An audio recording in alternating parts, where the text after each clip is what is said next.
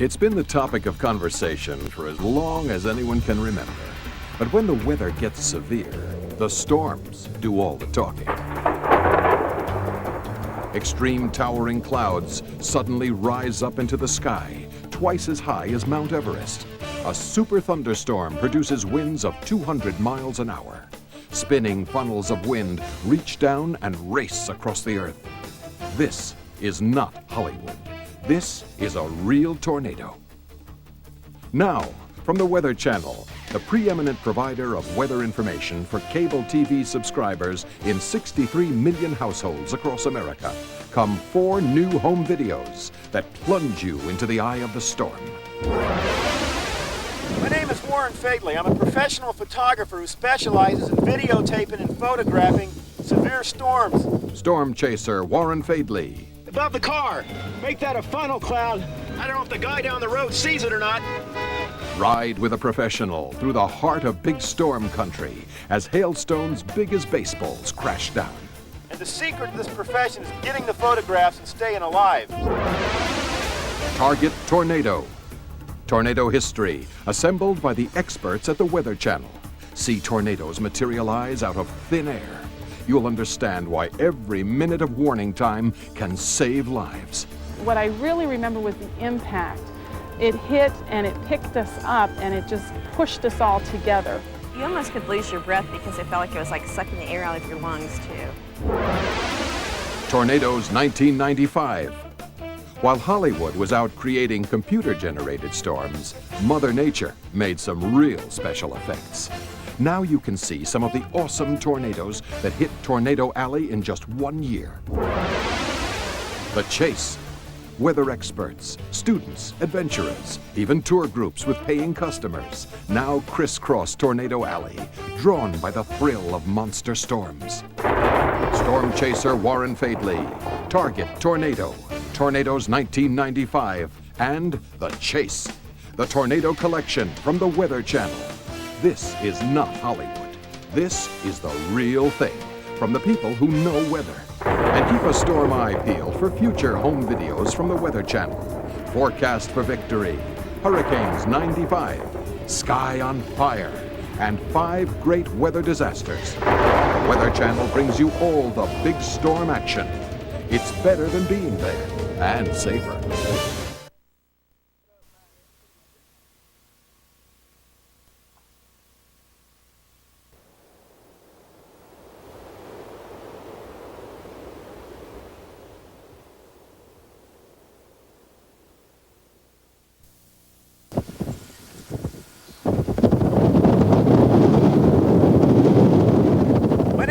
Faidley. I'm a professional photographer who specializes in videotaping and photographing severe storms, such as this violent Texas storm which just produced a tornado about 30 minutes ago.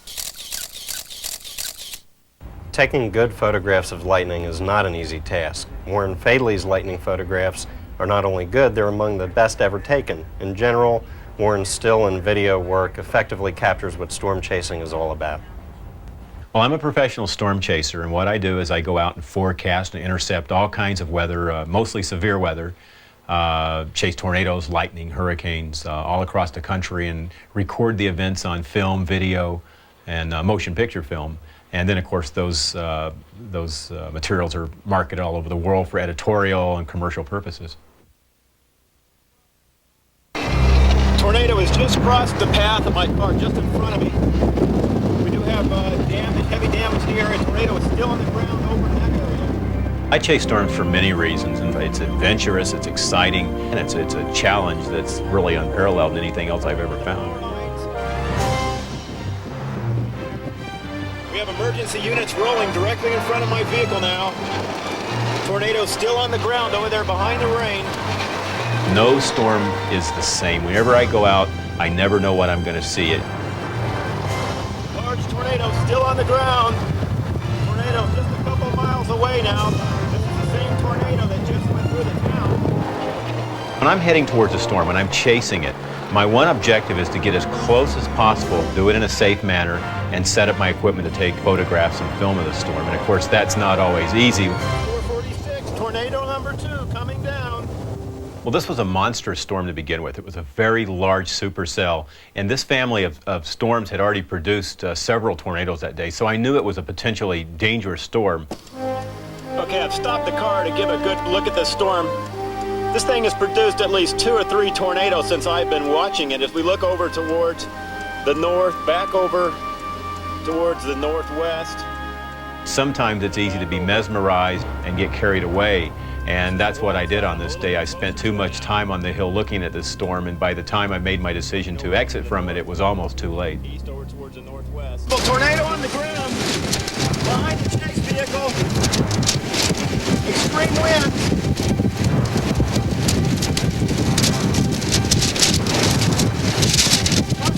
That's circulation on the ground. It was quite frightening because at that time I was thinking that the tornado was actually forming right above me, and it may have been, but I think what I experienced in the car was the winds that were beginning to circulate on the ground. Some of my best papers just flew out the window. I'm going to have to go back there. This is the area just a few minutes ago where I was escaping from, and as you can see, there is debris on the ground. There probably was a tornado on the ground behind me. It's a good thing I did make the exit I did. Above the car.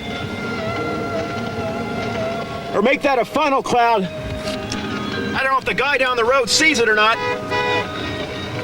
I'm pointing up now and warning him as I'm backing out of here. It is directly overhead. Directly overhead. You had a funnel cloud right above you. You had a pretty good funnel cloud right above you. It's gone now. I tried to honk the horn and let you know. Oh, is that all right? Well, there are 6 types of storm chasers.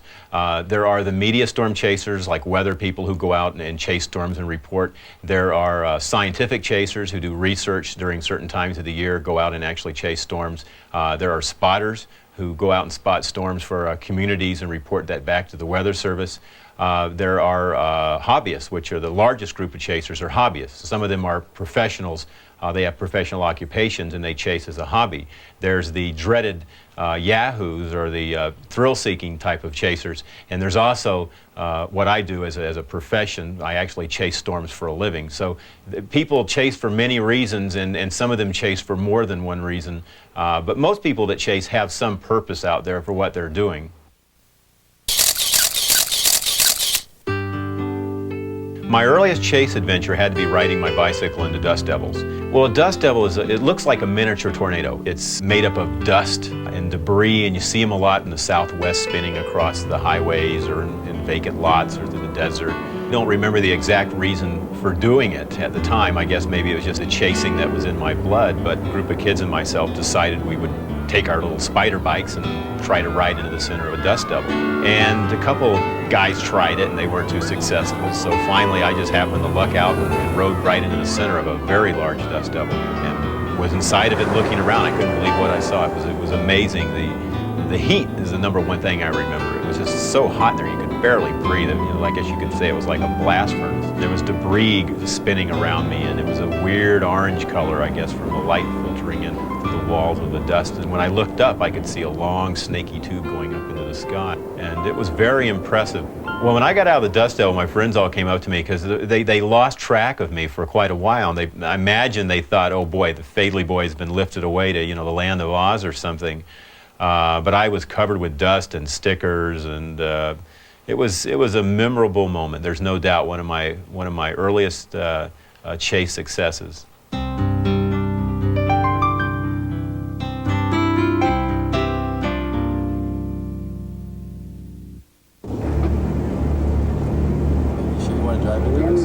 I don't think we have any choice. Very strong gust front in front of us now. We're heading towards Abilene. A gust front is a very ominous looking cloud, very low hanging cloud that precedes the storm. So should I want to drive through here? I don't think we have any choice. Very fast moving microbursts. That's probably... Man, look at that thing move. Unbelievable. Turn the sky black. Oh, gustnado. See it going on the front there? There it is. One gustnado. See it going right on the front. This thing was so strong, it had so much momentum and so much energy that it was just to the point where it was about ready to start ripping things apart. We thought, well, we'll just drive down the road and let it go across the road in front of us and shoot some video. But we didn't realize till it was too late that this thing was very strong. These winds are like, they blow us off the road. We want to turn in front of the car and then the winds. God. No, it's black. Might have zero visibility up here too. I think we're in it. Well, hopefully this building over here won't come apart on us. Slow down, man. You got to stop. We're going to have e-visibility. Go on beyond this debris here in case this building comes apart. It's one of those situations where you're damned if you do, damned if you don't, but you have to drive through the thing. A little bit more as far as we can go. Yeah, we can Get away from the building there. We had no choice. We just had to cross our fingers and let it cross our path. Look at that out there. Looks like the end of the world.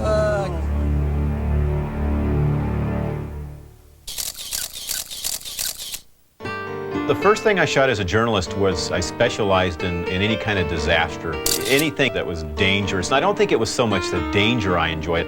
I don't have a death wish. I think it was the challenge of getting the photograph, coming back with a great photograph under the worst imaginable conditions. That was what is still what attracts me to it.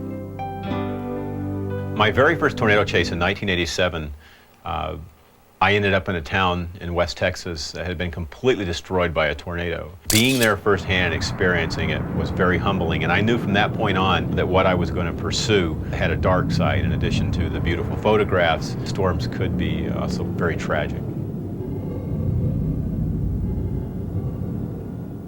The first time I was called a storm chaser was when Life magazine published a photograph of mine in 1989, and they called me storm chaser or storm chasing photographer or something like that. The photograph that appeared in Life magazine was of a lightning bolt hitting a light pole in an oil and gasoline storage facility in Tucson. And that photograph launched my career. So it's amazing how just one little thing like that can turn your life around.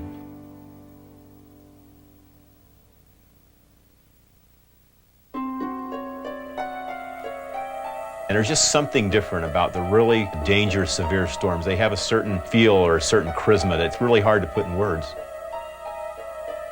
The conditions are just that extreme to where you know you're going to see something. This was a very frightening storm. We chased it from eastern Colorado into southwest Kansas, and it became clear right off that this storm was going to be one of the monsters. It was going to be a very dangerous storm. Once it got going, it's one of those storms that just no way to stop.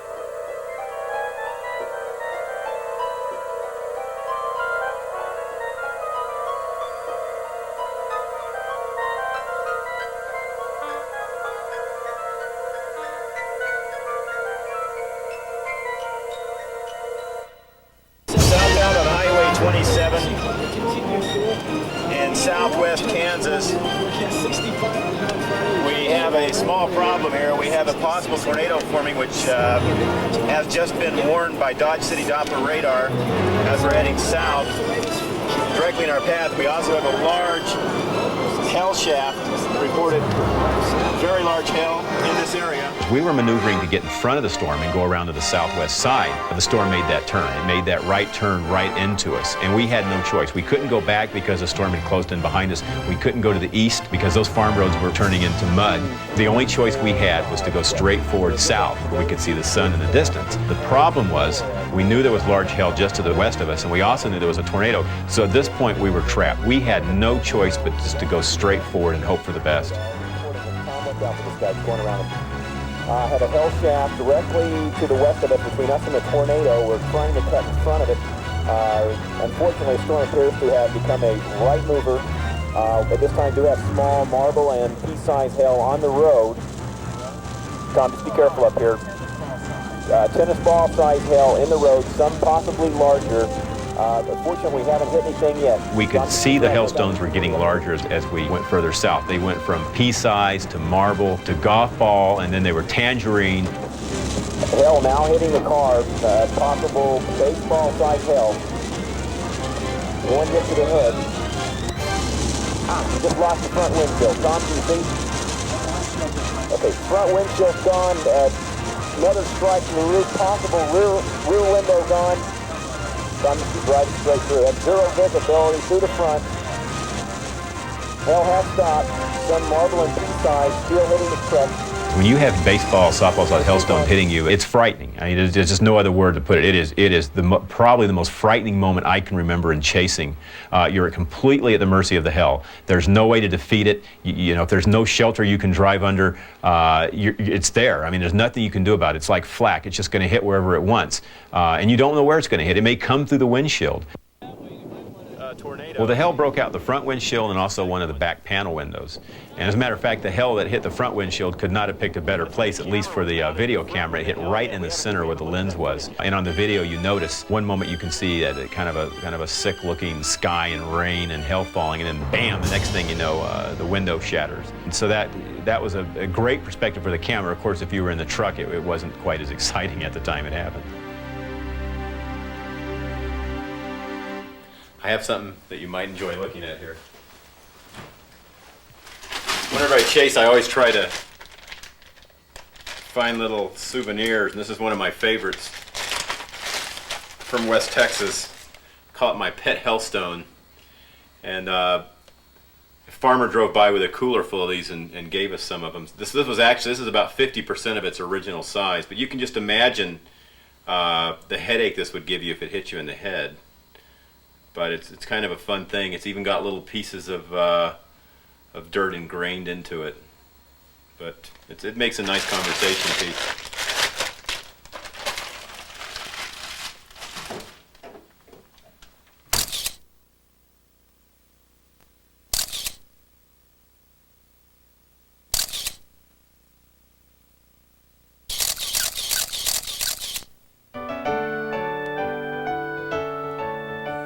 It's not uncommon during a chase season to drive, say, between 10 and 20,000 miles just in the Tornado Alley.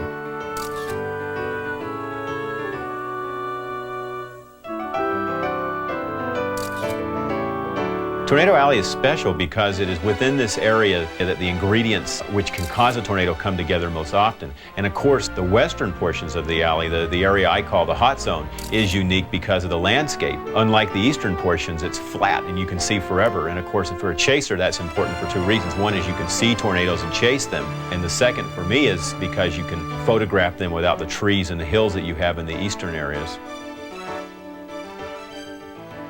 There is a special beauty to the plains that most people, I think, miss, and that can be something very subtle. The little towns that you drive through that look like they haven't changed in 50 years. You have what look like oceans, flowing green oceans of wheat fields, and when you contrast these beautiful white clouds with these, the contrast, at least for me as a photographer, is amazing. Sometimes it's mind-boggling, and it's ever-changing. That's one of the things I like about it, too. You never have 2 days where the clouds are the same or the landscapes are the same. It's sometimes just breathtakingly beautiful. Well, a successful chase day to me is not always landing the ultimate tornado or the ultimate lightning bolt or the ultimate storm cloud. That generally doesn't happen. It's all the little things you see, the people you meet, the little towns you drive through. All these things, no matter how many times you see them, is really what makes up chasing. And you meet other chasers along the way and you share stories. These are the things I cherish. It's not just the storm clouds. It's not just the ultimate tornado shot. It's the interaction with other chasers. It's the people, again, you meet. So many characters that'll come up to you in a little restaurant and tell you a story about the tornado that passed, in 1942. And these are the things that make up chasing. The people, the places, the sights, the smells, the sounds that you experience. It's not just the storms, because you're not going to have storms every day. Well, I remember 2 or 3 days in advance of this storm day, people were telling me this was going to be the big day. Even that day, the forecast that was being issued said the possibility of large and damaging tornadoes. And that does not happen very often, where you have something that indicates that kind of severe weather may occur. Dangerous weather situation for much of Oklahoma. Extreme instability and the expected winds aloft indicate the potential for a significant severe weather outbreak later today, including the possibility of very destructive tornadoes. Once the storms go up, you have to rely on visual experience. Probably the number one thing that chasers look for are when the first towers go up, these solid white cloud masses. You want to see the structure. Are they leaning in the right direction? How are they structured? Are they very solid? Are they frayed? Are they very mushy? And that sounds kind of funny, but that's very important because an experienced chaser can tell from those towers alone what a storm is likely to do if it forms and if it will be severe in nature.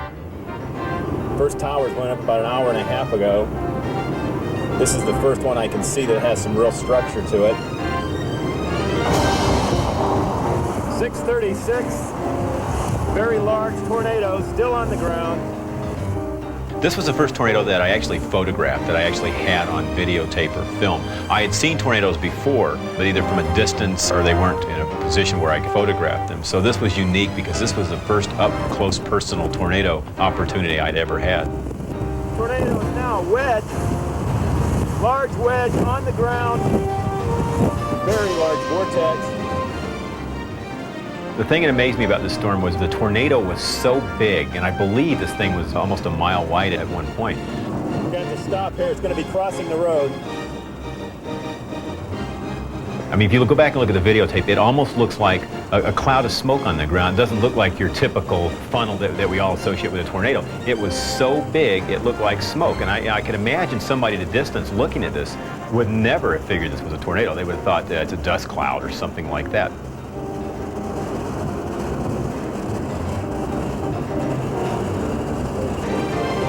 Storm chasers, of course, is going crazy over the gigantic wedge.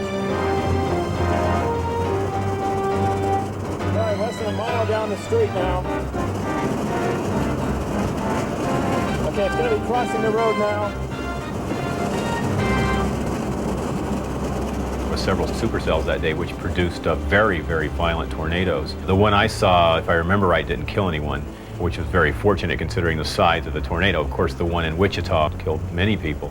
But that's one of the things when you chase, you never know where that tornado is going to go. I mean, I've sat and looked at maps and tried to plot a course of a tornado, where it's going to go, and sometimes you get a knot in your stomach because you realize that tornado is heading towards a community, and then other times it'll skip right in and out of a heavy populated area. So it's kind of a roll of the dice.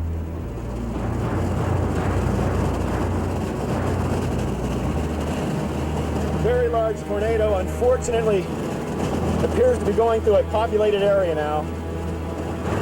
As a chaser, I never forget that tornado's on the ground, and if you see debris go up or something else, you wonder, you know, is that someone dying there or someone's home being destroyed? It's a very uncomfortable feeling. One side of you is very excited because you're witnessing this amazing spectacle, and then the other side of you, there's a knot in your stomach saying, you know, people could be dying as you're watching this thing, and you have to remember that as a chaser.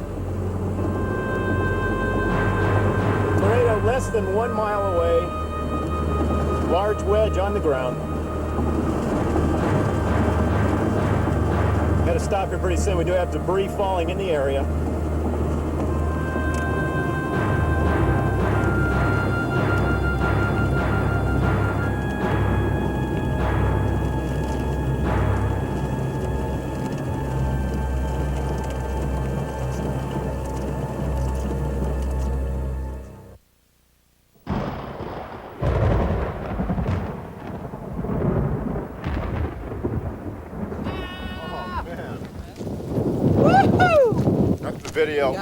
The high video shot of the year.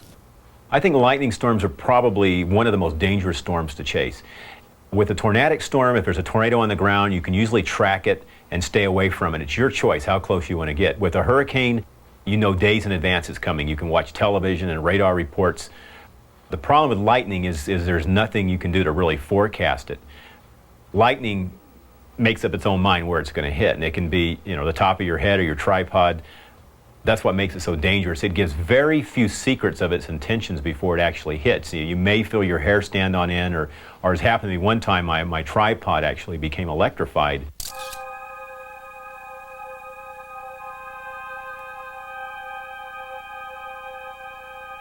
It's not uncommon for lightning to leap out the back of a storm or the sides, maybe 10 or 15 miles away from the storm. That's not real common, but it does happen.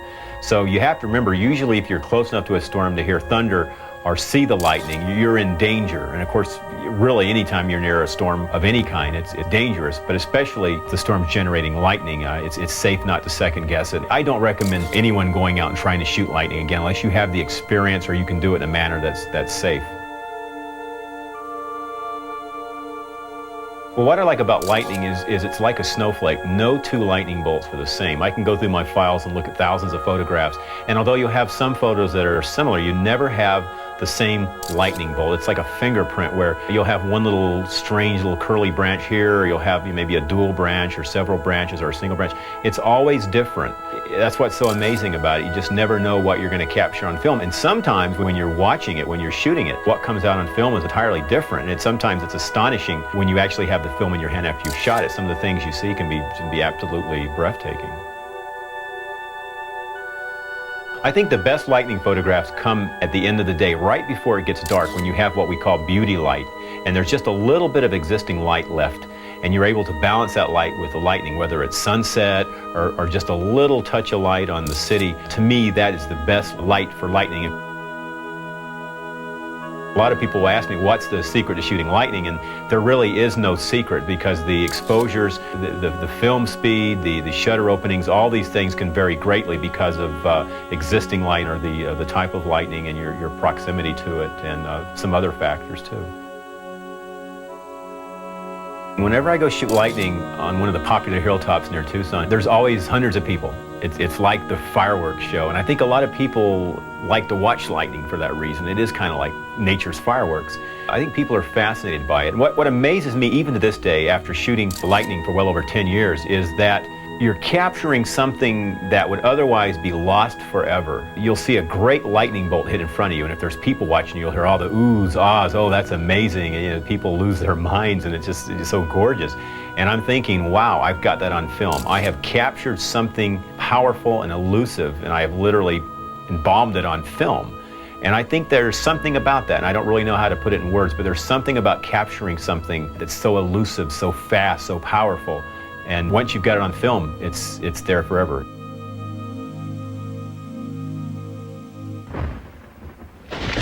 When I first started shooting lightning on video, one of the things I would do when I came home, a matter of fact, I would sometimes stay out shooting lightning till 11 or 12 at night, and I'd come in and stay up till 3 or 4 in the morning, going back over every single lightning bolt and slowing it down in slow motion and watching it. And sometimes you see amazing things. It was fascinating.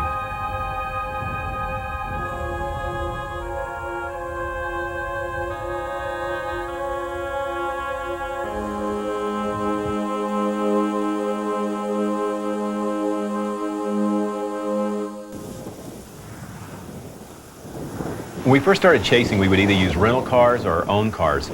And one of the cars we used was Tom, my chase partner's old police sedan, which we called the Blues Brothers car. I remember one time we were chasing near Lubbock, and the tires were so coated with mud they became like balloons caked with mud, and the car wouldn't move. And finally Tom had to get out with a butcher knife and literally slice the mud off the tires. And at the same time, of course, we were being eaten alive by Texas-sized mosquitoes. That's the way it works. At the end of the 1992 chase season, I decided that I would need some type of vehicle designed just for chasing. The rental cars, the personal cars just weren't working out. They were okay, but I needed something with four-wheel drive. I needed something with more room, and mainly something designed just for chasing, something to hold all the communications equipment, all the computers, all the other electronic equipment that we were suddenly beginning to use in our chasing endeavors. We needed a vehicle made just for chasing, and that's when I decided to design the Shadow Chaser. Right now we're working night and day. It's March 23rd to get the truck ready for storm chase season. We've got roughly a little less than a month before we have to be on the road. When I first started putting the Shadow Chaser together, I thought, oh, this is going to be a cinch. We'll just throw all this equipment in and that'll be it, we'll be chasing. Well, little did I know that all the equipment that went in had to be engineered into this truck. It had to be designed so it was easy to use, you could pull it out. It had to have backup, it had to have redundancy systems in case something failed, and it became a very complex engineering problem which took a lot longer than I had originally planned.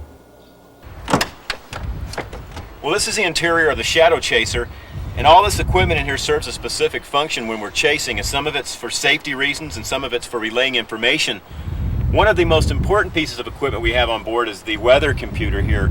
And this little monitor allows us at the touch of a button to get almost any kind of weather data that we can also get through a computer service, such as temperature, wind speeds, dew points, and those types of things as we're actually driving. In front here we have a special bracket that's designed for a video camera that allows us to shoot hands-free out the front of the truck here as we're driving. This is connected to a monitor so we can monitor what the camera is seeing.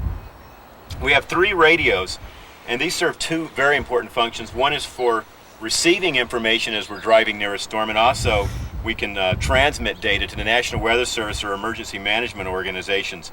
Same thing with the cellular phone, which is probably the most important piece of communications equipment, which allows us to connect in by modem and get computer data through this laptop computer. So all of this equipment has a very specific function when we're chasing, and it's all designed to make chasing both safe and also allows us to relay information. Chasing at night can be very hazardous. There's a few chasers that will go out at night, but I won't.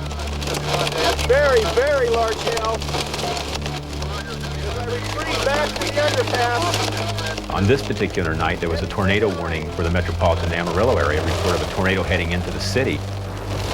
Definitely damaging hell right now. And I got the big idea of trying to drive through part of the storm to get into the city to see if I could maybe get a shot of this tornado illuminated by lightning. Hope the windshield won't go. But after I was on the freeway for just a few minutes, the car started getting hit by hail, and I knew I was in trouble. I was afraid it was going to break the windshield, and you know, when I look back on it, I'm not so afraid of injury from the hail as much as I would be afraid of being out of a chase for a day. And I think sometimes that's a concern when people say, oh, are you frightened? Hell yeah, I'm frightened of storms, just like everyone else. But at the same time, I'm frightened of not being able to chase the next day. So a lot of times when I get near a hailstorm or wind or anything that could damage the vehicle, one of my concerns certainly is that we're able to chase the next day mechanically, in addition, of course, to our own personal safety.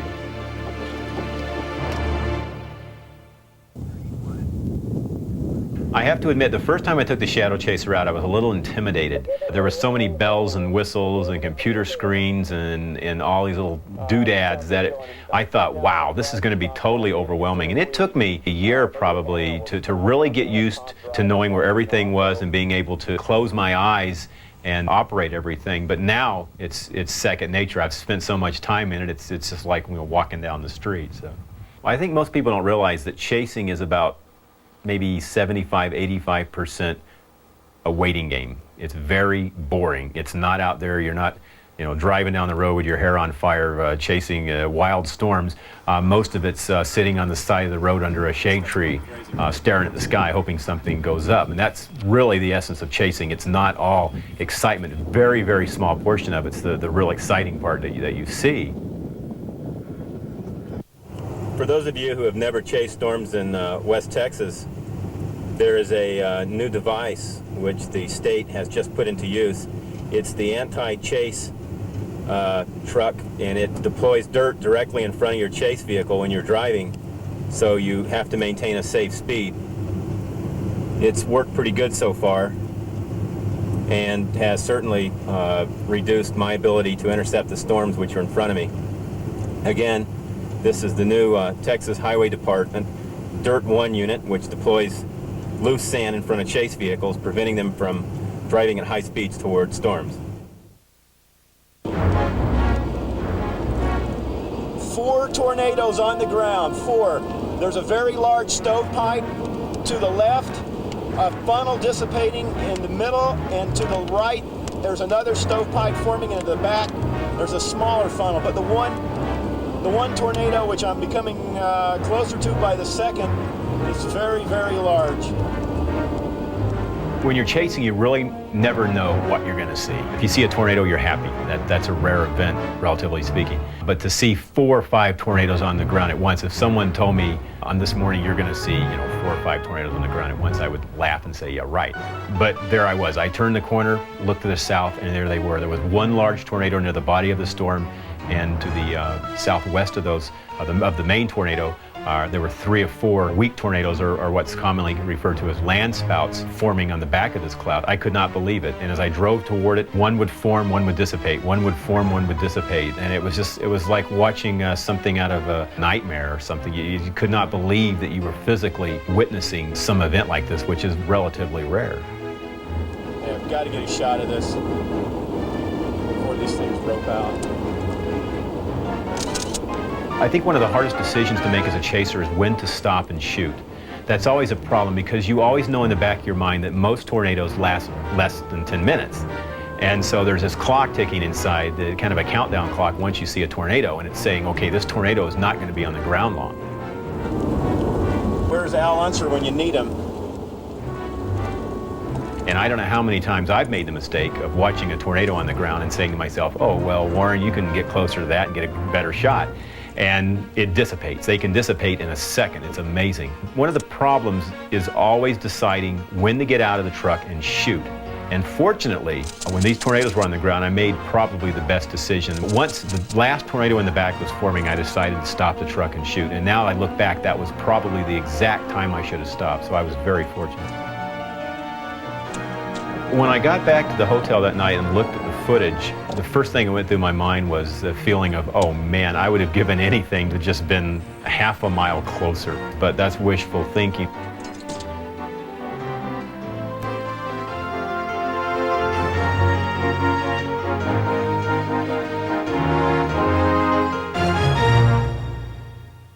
The art of storm chasing and photography involves 2 distinct windows. One is the artistic window, which is getting smaller as you get closer to the storm and the daylight fades. And the other window is the window of safety. And the secret to this profession is balancing those 2 windows, getting the photographs and staying alive.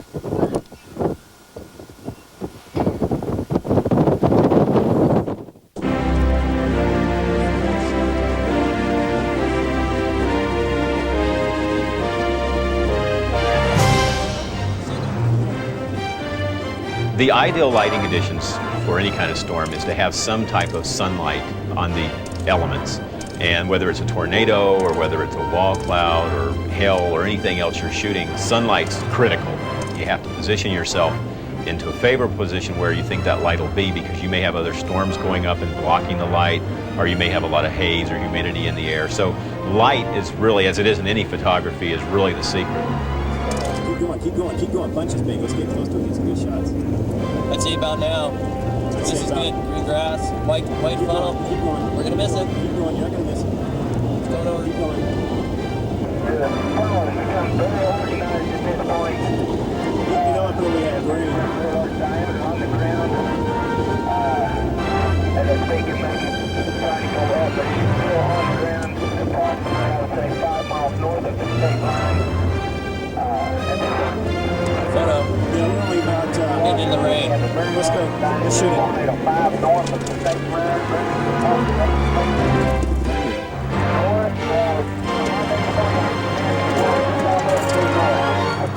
Rolling check. Oh, now we got to get by these poles. We're not getting by the poles, dude. There's a cop down there too. It's a tornado. We get a tornado on the ground. We'll peak the hill and then we'll go over and get the shot. How's that? Sounds great to me. I don't think we're going to be able to go north because of the road conditions here. Tornado. It's a tornado. It's a road twister like we need a photo of. Oh man, it's going back up.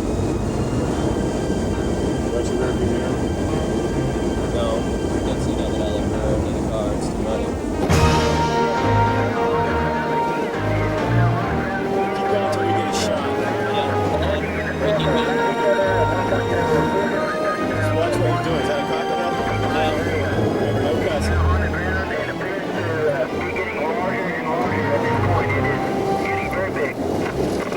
Tom Willett's my chase partner, and I can't really say enough about the guy. I mean, it's so hard to find good chase partners because you have to have so much in common.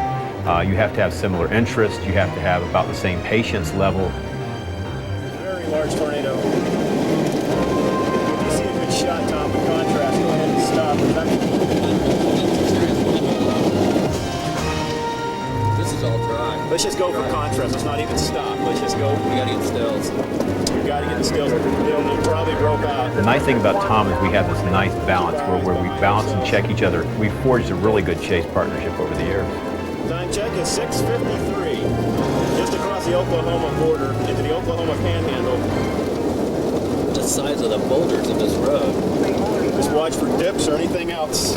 This tornado, by the way, has been reported at sky-worn frequency, so we're not in the process of now reporting it. Roads are really the lifeblood of a chase, and as I always say, the maps of those roads are the blueprints. So it's very important. Roads make or break most chases. Crossroad, watch. Clear.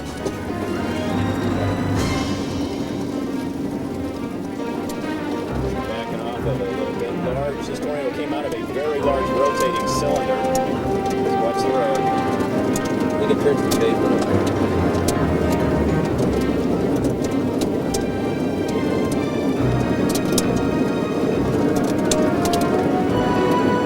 We're getting the pavement.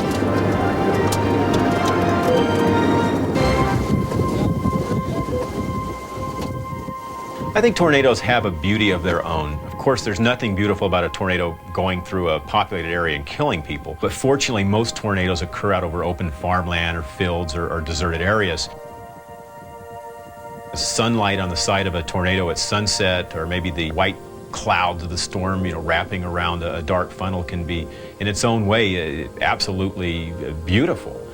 And on May 5th, this is one of the things we saw. We saw white tornadoes over green fields. We saw what we call dark gray wedges. We saw long, skinny Wizard of Oz type tornadoes. It was just a tornado fest, if you excuse the expression. There were just tornadoes of all different shapes and sizes and colors. I will never ever forget that day, and the tornadoes that I saw, the shapes and the colors. It's just something that I think a chaser dreams of, capturing in a single day.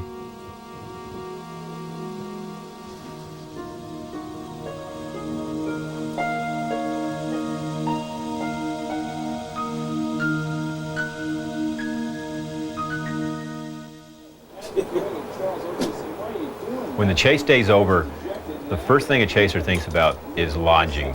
In the late part of May, during the height of tornado season, sometimes there's a lot of competition for motel rooms. So usually when the chase day's over, the little red light goes off and says, well, we better find a room real quick before they're all gone. And of course, motel rooms in little towns and along the highway can be a real experience in themselves. Forget the tornadoes. Some of the best chasing stories involve hotels and motels along the roads. I think chasers are always putting themselves in the danger zone, if you will, at the end of a chase day. Storms can erupt further down the line and move in at night, and that's always a serious problem, is that the hunter is going to become the hunted as the night wears on. And there's more than once I've chased very severe storms in the western area, and then you'll go to sleep in the eastern area and be woke up at night with tornado warnings or large hail hitting the car. And that's just part of chasing. I don't think there's any way you can escape that. Well, it's 12:52, May 25th, 1992. I'm in a motel in Midland, Texas. There's a report of a tornado on the ground in Odessa heading in this direction. Well, I was in Midland, Texas one night after a chase. I was totally exhausted. It had been a long chase day. There had been numerous tornado warnings. I had to drive back and forth over maybe 400 or 500 miles trying to get in the position for this storm. Hopefully get another spotter report and be able to find shelter. I looked earlier right after I heard the first report, and I can't find a shelter in this vicinity, so I'm probably going to have to tough it out. They're now putting it up on the screen. It is a tornado warning for Midland County, report of a tornado on the ground by the Sheriff's Department.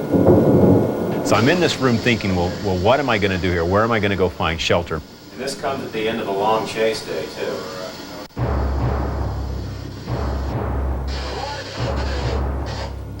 I think it's time to go find a shelter and get the hell out of here. So as I was contemplating what I was going to do in this room, this lightning bolt hit right outside the room, and I jumped. I mean, you talk about that moment of just total fear. Took a CG right outside the door. I thought for sure it had come into the room and got me. It was just so loud, so abrupt and bright, I just about jumped out of my skin. I can smell the ozone. It must have hit either the balcony or right next to my car. I'm glad I didn't go up on the balcony.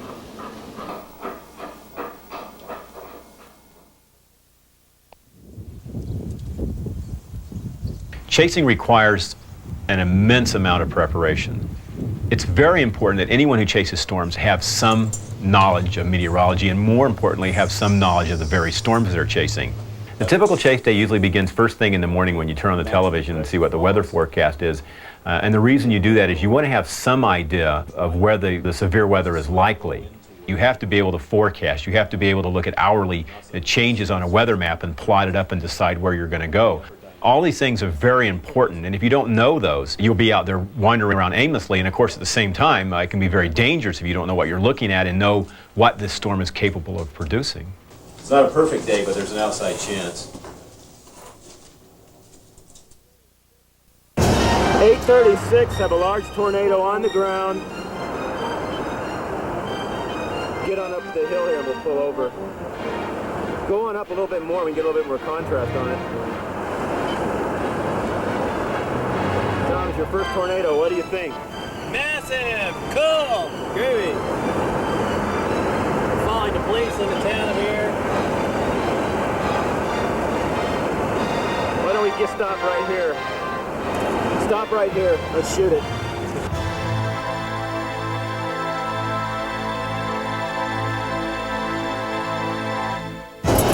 Tornado's only about a mile away now.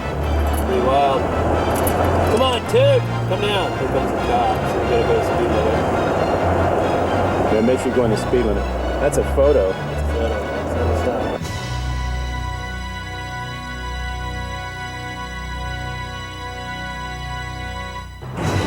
That is cool. Warren's forecasting pays off. That is wild. Lightning, did you see that? Lightning in the funnel, around the funnel. One of the greatest moments for me as a chaser was when I got to the point where my forecast started paying off, where I could put on paper a forecast using all this meteorological data and actually pinpoint an area where tornadoes were going to form. And I remember the first time I did that was Laverne, Oklahoma, where I actually got it down to about a 50, maybe 100 square mile area, and a tornado actually occurred there. So it's a great feeling to know that you've educated yourself and you've gained the experience where you can be confident enough to forecast tornadoes in a very small target area. Right here, you're gonna stop right now. Go ahead. Back by popular demand. I think my best advice for anyone that wants to chase storms is to learn about storms first. Learn about the dangers of weather, learn about the mechanics of severe weather, and a lot of people that do this will not want to chase. They'll realize that it's a lot of hard work and it's not always seeing tornadoes and lightning every day, which you don't usually see.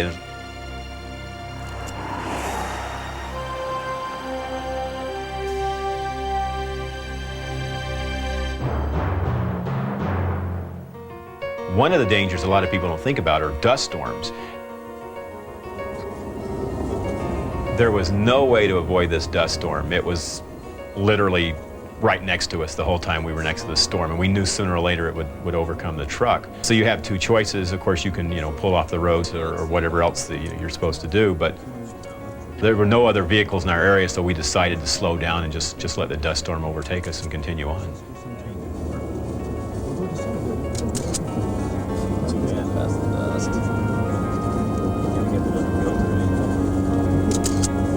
Up to 200 speed. Hey, no dust. Hurricane Andrew was the storm I had always waited for.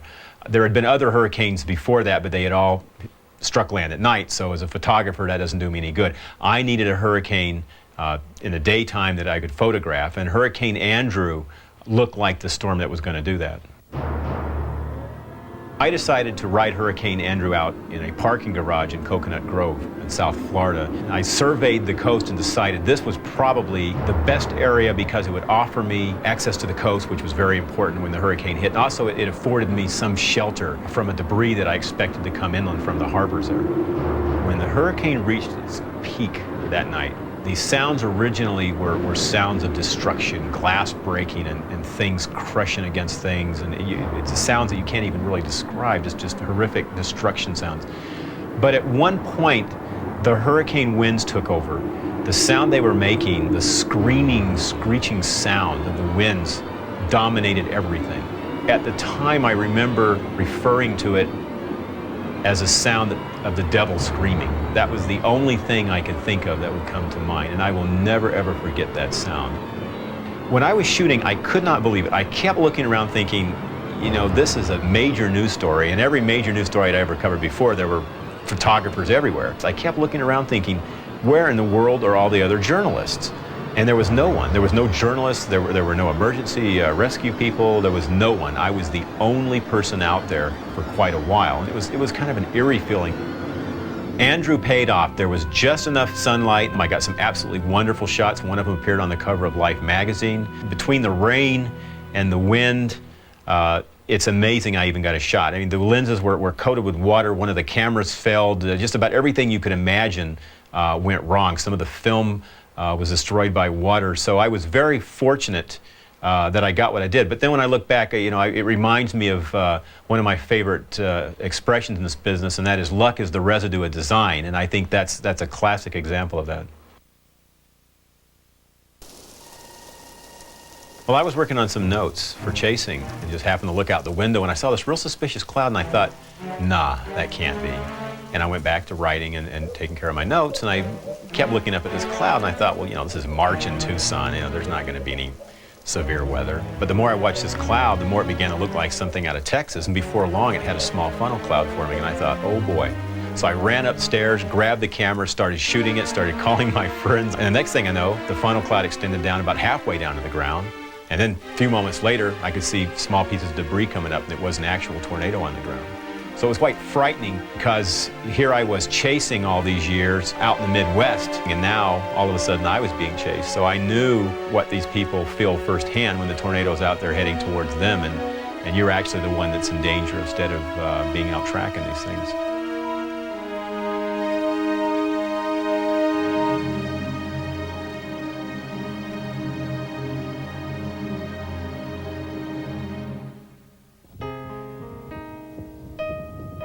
I think the number one thing when I look back that got me going with this wacky life of mine has to be the Wizard of Oz tornado. Back then, you had to wait for the yearly broadcast, and I remember every year I'd be glued to that television set, and the one part, no matter what was happening, was that when that tornado came on, I was there glued to the television. And even nowadays when I see the tornado, I'm amazed. It looks real. It looks as real as anything I've seen. The tornado I shot near Miami, Texas reminded me a lot of the Wizard of Oz tornado. It just had that dusty, elongated look to it. As a matter of fact, when I was shooting it, my mind was racing over a million things, but just for that 1 second, I had a little flashback to the Wizard of Oz tornado. Right before I got the shot of the Miami tornado on videotape, I had set up my still camera and took a great panoramic shot of it. And as I was shooting, hail started falling. First it was marble and pea size, and then it went up to golf ball size. And it was hitting the back of my head, and it was starting to hurt. And I'm thinking, man, I've got to get one shot. And I just sat there, went through a whole roll of film, and got 1 or 2 great shots, and then the hail got so big I had to leave. And I always think back, you know, that's one of those times where you think, well, what if I'd have stayed just, you know, a couple more seconds, would I have gotten a better shot? But it ended up I got a great shot, and it was worth it. Sometimes you just have to give up and let go, and that's part of storm chasing.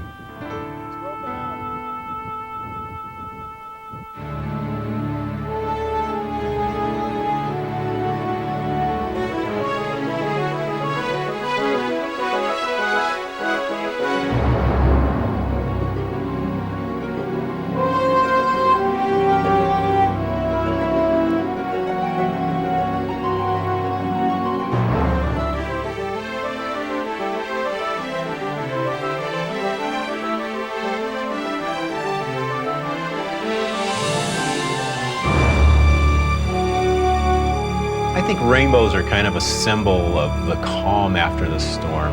A lot of times after you've chased and the storm has passed by and you realize you can't really go any further with it, to the back of the storm you'll have the conditions that will form a beautiful rainbow, and it's kind of a final signature for the storm, and it's kind of a nice way to end the day.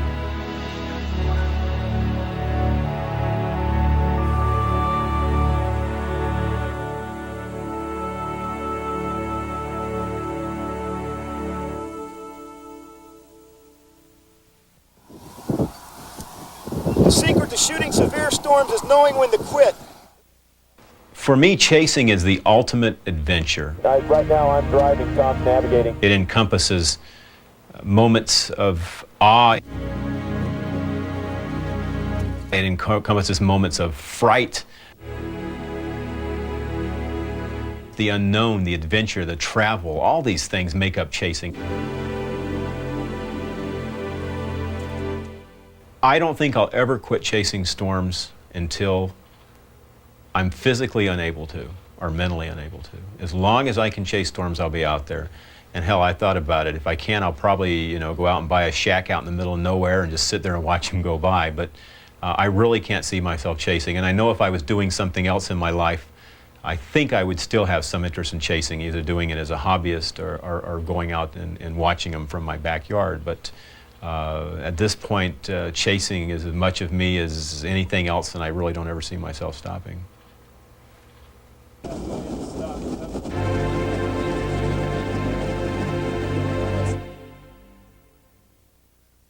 When I look at the photographs of what I've taken, the memories they bring back, it's something you just never forget.